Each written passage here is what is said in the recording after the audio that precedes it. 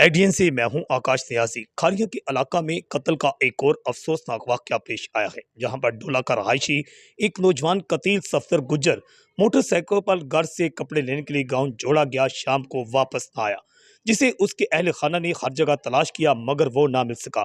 जबकि बाज़ इत्तला मिली कि दरिया चक के करीब वहां पर कोई नामालूम नाश पड़ी है, जिस पर पुलिस इत्तला पाकर और उसके अहल खाना मौका पर पहुंचे तो उसके रिश्तेदारों ने, अलमदार वगैरह ने उस लाश को शनाख्त कर लिया कि ये लाश कतील सफदर गुज्जर की है।